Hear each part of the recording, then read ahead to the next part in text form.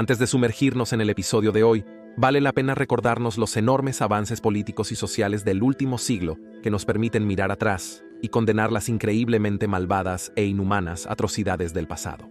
Solo mirando hacia atrás podemos ver cuánto hemos avanzado hacia la construcción de un mundo que es seguro y acepta a todos. A lo largo de la historia, siempre ha habido personas que pertenecen a la comunidad LGBTQ. En la antigüedad, las relaciones entre personas del mismo sexo eran comunes, y era aceptable que los hombres tuvieran amantes masculinos y femeninos fuera del matrimonio. Considerado como una forma de controlar la población, Platón comparó la aceptación de la homosexualidad con la democracia y su represión con la tiranía. Los términos heterosexualidad y homosexualidad no se crearon hasta el siglo XIX. Y no se entendían estos términos en la Edad Media.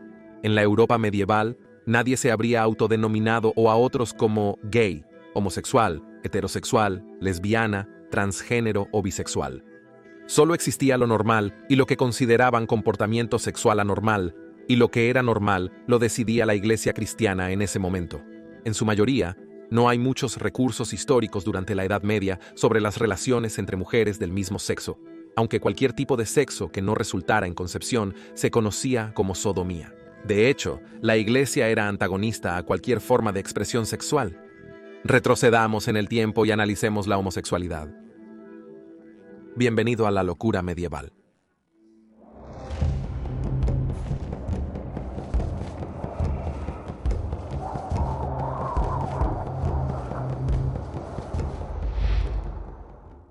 Justiniano. El emperador bizantino.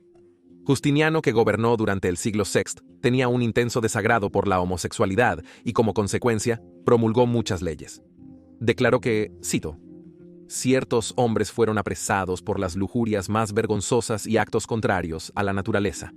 Culpó a los homosexuales por inundaciones y terremotos, no muy diferente a la derecha cristiana de hoy, que afirma que los desastres naturales son la ira de Dios debido a las lesbianas y los hombres gay. Recomendó castigos crueles y violentos, especialmente dirigidos a hombres, incluyendo mutilación genital. La gente de Constantinopla sufrió enormemente durante el siglo VI. La peste bubónica acabó con el 40% de su población y también fue sacudida por varios terremotos, causando aún más muertes. Justiniano requería jóvenes combatientes en forma para triunfar en sus conquistas militares. Esto solo se podía lograr con un rápido crecimiento de la población, y las parejas del mismo sexo no podían procrear. Sodomía. La Iglesia comenzó a condenar la homosexualidad de nuevo en el siglo XI, tras el Codex Justinianus, reinterpretación de teorías legales del emperador Justiniano. Surgieron en la Universidad de Bolonia, en Italia. Esto provocó un renacimiento en sus posturas y castigos hacia la homosexualidad, impactando los sentimientos y prácticas europeas. Fue entonces cuando el propio clero se convirtió en el foco de constante crítica. A mediados de siglo, Pedro Damián escribió el texto El libro de Gomorra para el Papa León IX. Damián era un cardenal y doctor de la Iglesia. Fue una figura clave en la conformación de la Reforma Gregoriana, movimiento encabezado por el Papa Gregorio VII. Le preocupaba la integridad moral y la independencia del clero. En el texto, Damián enumeró 4 categorías que calificaban como sodomía: la masturbación solitaria, la masturbación mutua, el sexo entre los muslos de 2 parejas del mismo sexo y el sexo anal, que él sostenía era el más aborrecible. Curiosamente, el sexo oral no está en la lista, pero para Damián, la sodomía es más malvada que la bestialidad. Damián pensaba que la mala conducta del clero incitaba violencia. Pueblo laico, que estaba indignado, afirmó que los homosexuales no deben ordenarse y los que ya lo están deben despedirse sin considerar sus circunstancias o edad.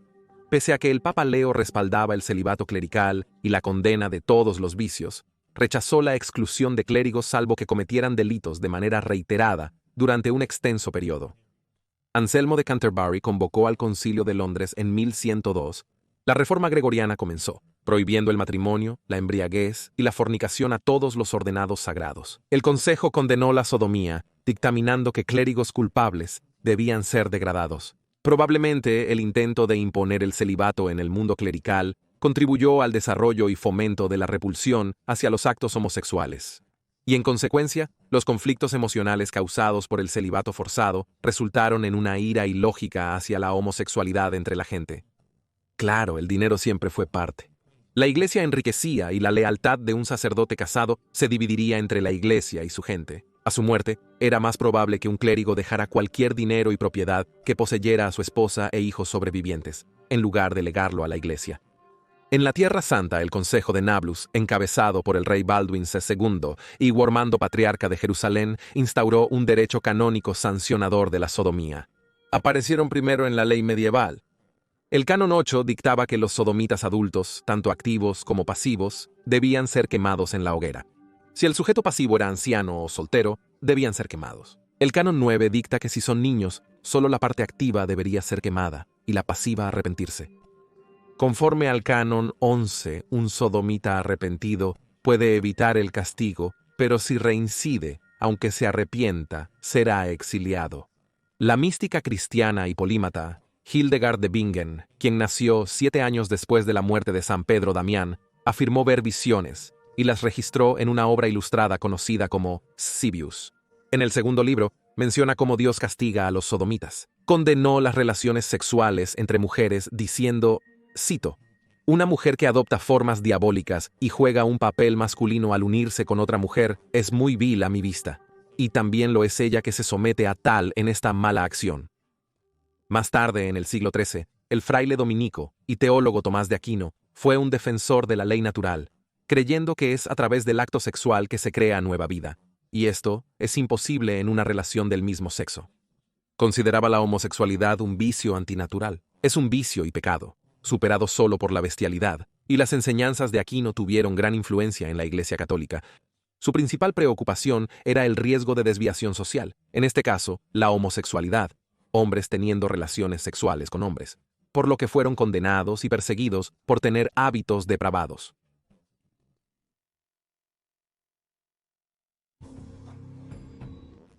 El entrenamiento de los caballeros habría promovido una cercanía entre la nobleza joven y las mujeres. Se les enseñó a vivir juntos como una hermandad y fueron tutelados por un hombre mayor. Estuvieron juntos desde los 11 años. La unidad a veces se mantenía hasta que los caballeros cumplían 30 años, o más si no encontraban parejas de matrimonio. Había varias órdenes de caballeros monásticos, como los hospitalarios o los templarios, que juraban un voto de castidad. Los templarios eran potentes y ricos, reconocidos durante las cruzadas como una de las unidades de combate más hábiles, sujetos únicamente al Papa. Los caballeros de las cruzadas eran conocidos por ser una de las unidades de combate más hábiles, que solo respondían al Papa. Pero su caída llegó a manos del rey Felipe de Francia. En 1307 el Papa Clemente V pidió ayuda al rey para una investigación sobre la conducta de los templarios, ya que se había presentado una acusación contra la orden por parte de un exmiembro expulsado. El rey explotó esta acusación. Endeudado por la guerra contra Inglaterra y tras despojar a los judíos de su riqueza y expulsarlos de Francia, centró su atención en los templarios. El 13 de octubre ordenó el arresto de los templarios, incluyendo a su gran maestre, Jacques de Saint-Germain, quien fue el primer templario en volcar a la gente medieval en contra. Se acusó a la orden de lo que en aquel tiempo se consideraban los crímenes más atroces, como negar a Cristo, escupir en la cruz, participar en besos indecentes y homosexualidad, así como fraude, corrupción y la adoración de ídolos falsos. Parece que, al igual que con el clero, los grupos exclusivamente masculinos eran vistos con sospecha. No es sorprendente que los templarios torturados en su juicio fueran principalmente de Francia e Italia. En otros países europeos como Irlanda, Inglaterra y Chipre, las admisiones fueron menos inminentes. Y aunque las acusaciones de homoerotismo descontrolado entre los templarios en el siglo XIV probablemente eran falsas, la conexión entre otras bandas de caballeros y la homosexualidad hace concebible que las relaciones del mismo sexo eran comunes y aceptadas entre los caballeros y la nobleza en Inglaterra y Europa durante la temprana y alta Edad Media.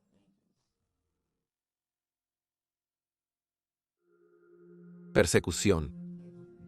La religión cátara cobró prominencia en el siglo XI. Para el siglo XIII era la fe dominante en la región de Languedoc, en el sur de Francia.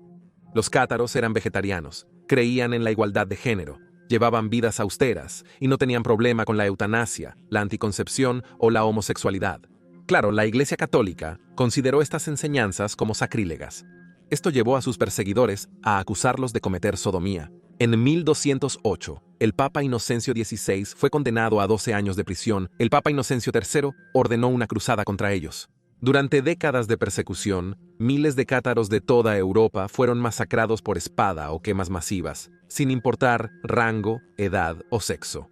En 1230, el teólogo y canónigo francés Jacques de Verty describió la ciudad de París como llena de sodomitas. Dijo que, cito, las prostitutas arrastraban a los clérigos que pasaban a los burdeles por la fuerza, por las calles. Cualquier hombre que mantenía una concubina era muy estimado. Un escándalo homosexual en la Universidad de París en 1292 resultó en la expulsión de muchos tutores y estudiantes por igual. La prostitución masculina, el lesbianismo y las personas trans se veían en Venecia y Roma y en Parma. El fraile e historiador Salambión de Adamo dijo que la homosexualidad era especialmente común entre los eruditos, los empleados y las monjas durante el siglo XIII. En el siglo XIII, Alfonso X de Castilla y León en España ordenó el primer mandato en Europa que llamaba al catolicismo. Ordenó el tránsito de monjas del siglo XVIII.